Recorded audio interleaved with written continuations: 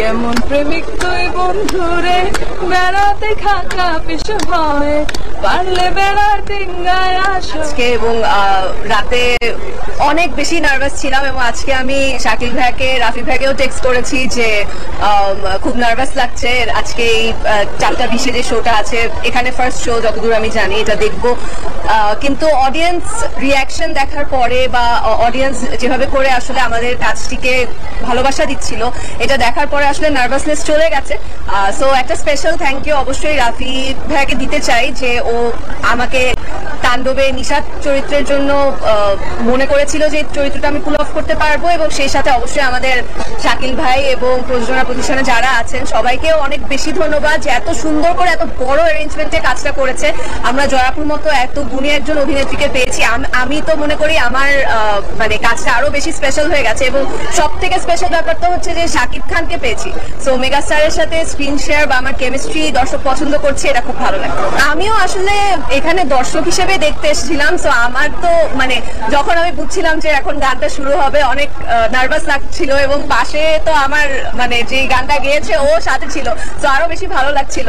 এবং দর্শক যেভাবে করে গানটার সময় আসলে লিচু বাগান বলছিল, সবকিছু মিলিয়ে আসলে দুর্দান্ত একটা এক্সপিরিয়েন্স। আপনারা তো দেখতেই পেলেন যে সবাই কি সুন্দর একটা ডেবিউ হলো, যেখানে ওর আসলে অ্যাক্টিং এবং ওর সৌন্দর্য এবং যদি আমরা নাচের কথা বলি সেটা দেখাবো। আমরা এমনিতে সবাই জানি ও খুব ভালো নাচে, তো সেই তিনটার একটা কম্বিনেশন দেখাবার একটা জায়গা যদি একজন আর্টিস্ট পায়, প্রপার একটা জায়গা পায়, প্ল্যাটফর্ম পায়, তার সাথে ভালো আর কিছু হতে পারে না। এবং ও সেটা প্রুভ করে দেখিয়ে দিয়েছে। ও কত ভালো গানটার কথা তো আগেই বলবো, আমি নিজেই সারাক্ষণ গাই গুনগুন করে গানটা বাজতে থাকে কথা, আমার মানে এটা লুপে আটকে গেছে আমার গানটা। তার বাইরে অভিনয় দেখেছেন কত মিষ্টি করেছে, কত ভালো অভিনয়, বিলিভেবল অভিনয় করেছে।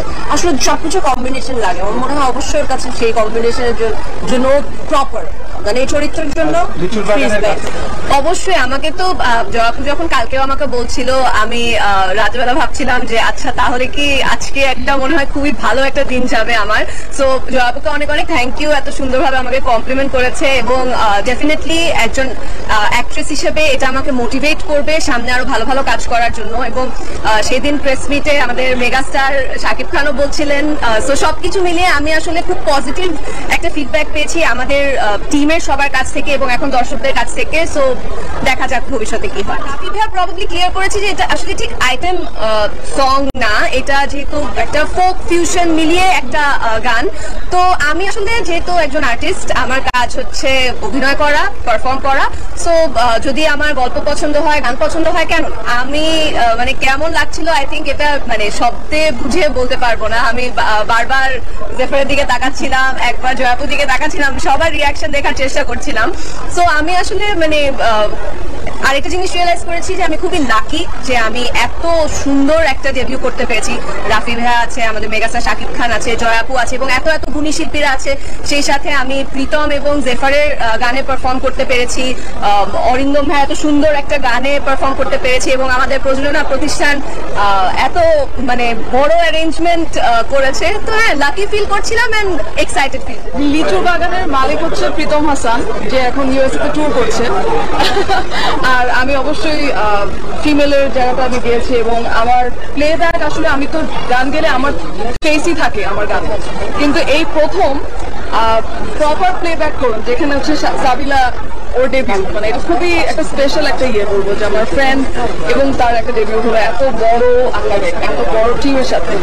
গানটা কেমন প্রেমিক তুই বন্ধুরে বেড়াতে খাকা পিছু ভয়ে, কেমন প্রেমিক তুই বন্ধুরে বেড়াতে খাকা পিছু ভয়ে, পারলে বেড়া ডিঙ্গায় আসো, পারলে বেড়া ডিঙ্গায়।